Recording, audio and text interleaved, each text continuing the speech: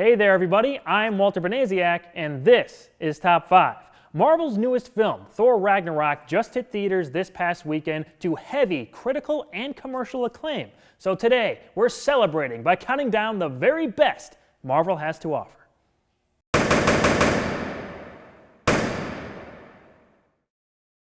Back in July, I counted down the worst Marvel films. It's safe to say that, especially in recent years, there have been many more good than bad movies when it comes to adapting Marvel's stories.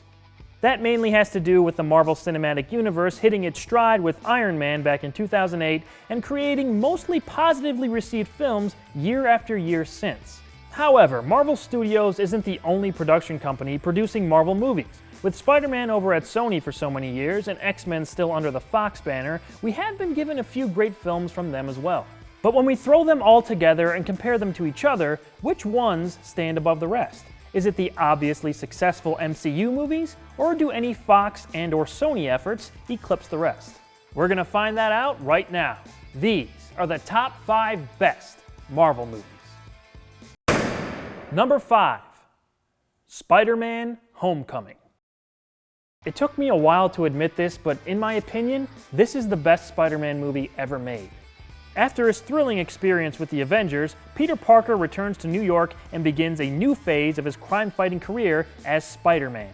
With his mentor Tony Stark keeping an eye on him, Peter wants to be more than just a friendly neighborhood Spider-Man, but it remains to be seen if he can handle an even heavier burden at such a young age. When he discovers a criminal called the Vulture is creating and stealing weapons with stolen alien technology, Peter decides to try and take him down all on his own.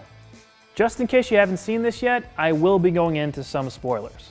One of the main reasons this movie hit the mark so well is because of Tom Holland's portrayal of Peter Parker. He more than knocks it out of the park. Holland balances innocence, heroism, self-doubt, and Spider-Man's signature sense of humor in his performance.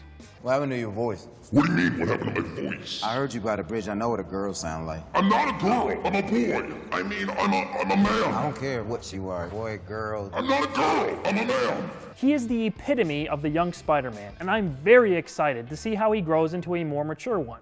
Michael Keaton is absolutely phenomenal as Adrian Toomes, aka the Vulture. Probably one of his best roles, as he steals every scene he's in. The big twist involving him caught me and a lot of people off guard. I did not see it coming. Maybe the best scene in the whole movie takes place right after it. Yo, I actually didn't go up. I saw it off on the ground. Very lucky that he was there that day. Good old Spider-Man. Vulture is also very relatable. It's seen throughout the film, but there's a particular exchange he has with Peter that almost has you on his side. The rich and the powerful, they do whatever they want. Guys like us, like you and me, they don't care about us. We build their roads and we fight all their wars and everything. They don't care about us. We have to pick up after them. We have to eat their table scraps. Homecoming is filled to the brim with heart, drama, and humor. Peter's relationship with Iron Man encapsulates all three at different points. If you died, I feel like that's on me. I don't need that on my conscience. Yes, sir. I'm sorry. Sorry doesn't I understand. I just wanted to be like you. And I wanted you to be better. Thus far, it's the best Spider-Man movie out there. Not saying it's perfect, though. I think the ultimate Spider-Man movie, no pun intended, has yet to be released. But this was an amazing start, and I can see it getting even better from here.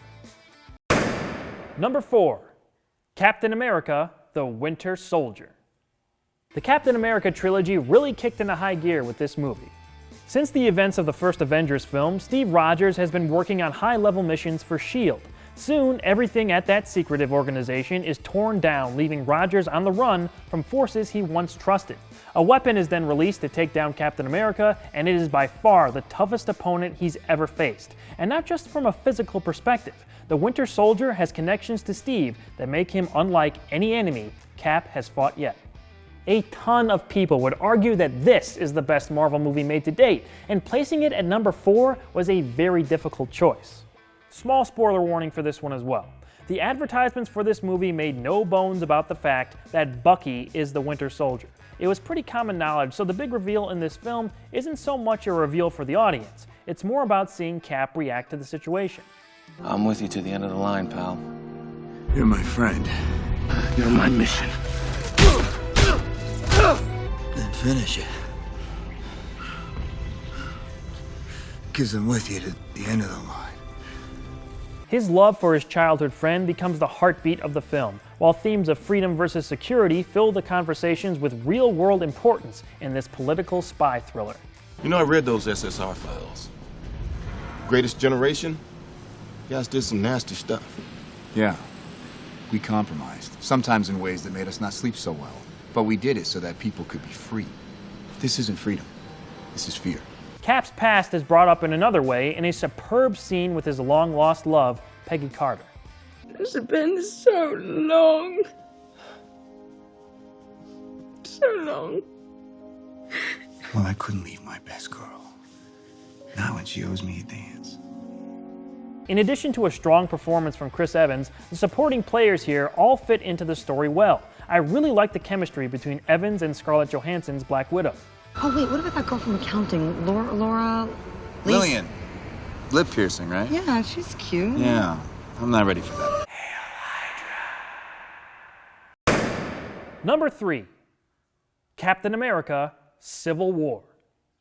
I know it's called Captain America, but we all know this is really an Avengers film. The heavy collateral damage sustained in Sokovia during the fight with Ultron in Avengers 2 sparked the governments of the world into action. They are forcing sanctions on the Avengers to be regulated and overseen by the world's governing bodies.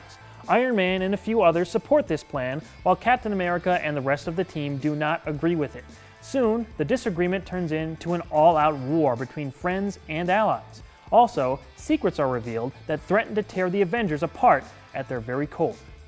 It's pretty much unbelievable that this movie worked with all the cogs turning within it. The fact that it's this good is nothing short of miraculous.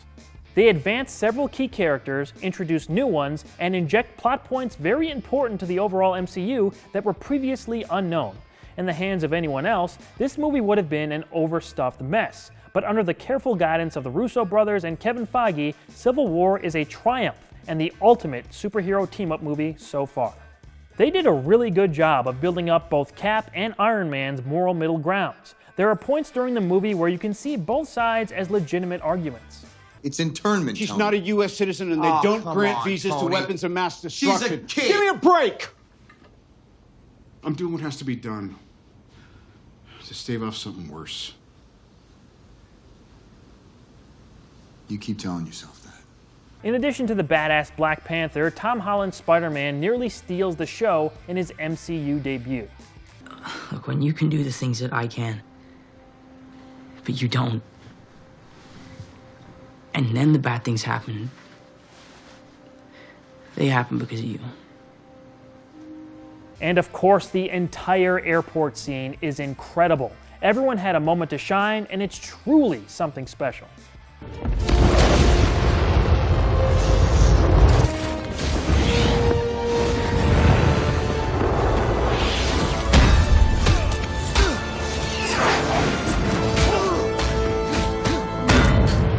As emotions pick up the farther along we go into this story, Cap and Iron Man turn their arguments into full-on brawls, and it's satisfying, action-packed, and heartbreaking all at the same time. Stay down. Final warning.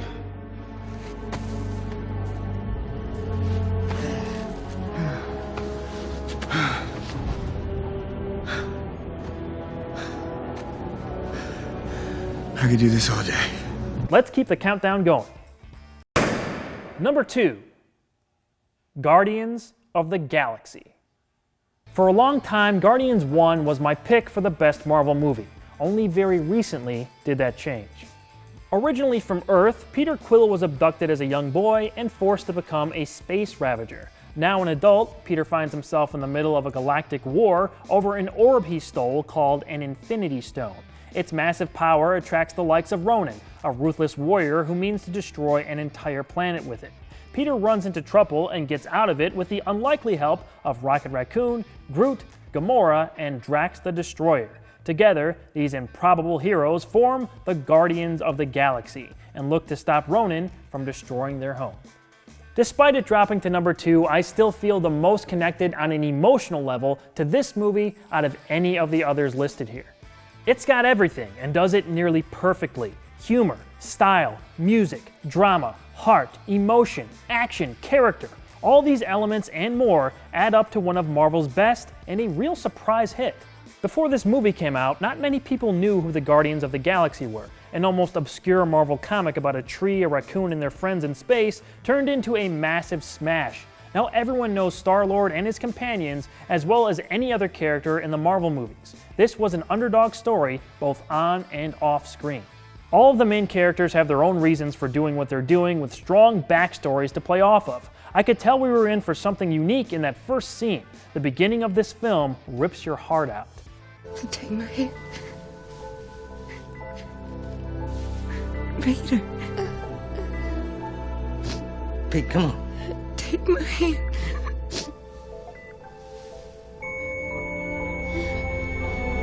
Peter's development, culminating in the climax, still gets me emotional. He has a great story, and it's one I loved following. We can't talk about Guardians without mentioning its pinpoint humor. I've seen the movie upwards of 5 times and still laugh out loud at a lot of the jokes. Find a black light, place would look like a Jackson Pollock painting. You got issues, Quill. That's a fake laugh. It's real! Totally fake. That is the most real, authentic, hysterical laugh of my entire life. Guardians of the Galaxy will have me hooked on a feeling for years to come. This is one of the toughest countdowns I've ever had to do. There are a lot of great Marvel movies out there, so stay tuned at the end of the show to see where you can find me going into more detail about these honorable mentions.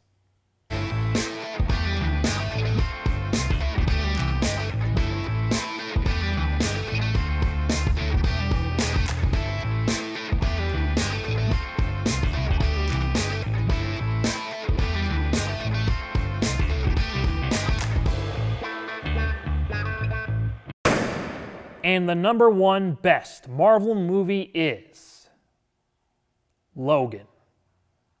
Not gonna lie, I was pretty shocked to discover that I now consider this the best Marvel movie. After my recent rewatch though, it seemed like I had no other choice. In 2029, the man once known as Wolverine is now a broken down, aged shell of his former self. He cares for his mentor, Professor Charles Xavier, who suffers from a degenerative brain disease. Logan is out of the business of helping others in order to survive himself and take care of Professor X. When a mysterious young girl named Laura, who seems to mirror some of Logan's abilities, unexpectedly enters the fragile world of these hiding mutants, he is forced on one more mission to protect the girl from forces looking to destroy her. Hugh Jackman could not have picked a better story to go out on. We all knew going into this that Logan was his last time playing the character. It definitely helped give the movie an extra existential emotional punch, as this was all happening for the last time. There's an intangible sense of finality to everything playing out on screen, but knowing all that only enhanced what was already there, which is a remarkable, unique achievement. Logan is unlike any other superhero movie that we've seen. Many critics point to the themes and story being similar to a Western of yesteryear. The film itself doesn't hide this comparison. It absolutely does feel that way, and it works to its benefit. While Hugh Jackman gives a career performance of a character he played for 17 years, he's at his best in this film when sharing a scene with the equally impressive Patrick Stewart as Professor X. It turned out this was also Stewart's final performance as his famous Charles Xavier character.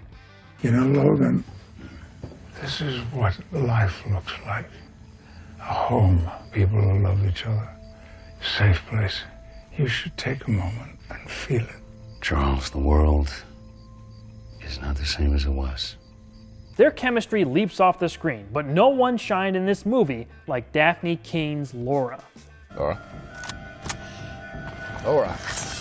No. No. Move! Go! The snarl, the attitude, the emotion. It's all there as Keene exhibits an undeniably powerful screen presence. There are finally some reports of her getting her own movie, which needs to happen as soon as possible. Bad shit happens to people I care about. You understand me? Then I'll be fine.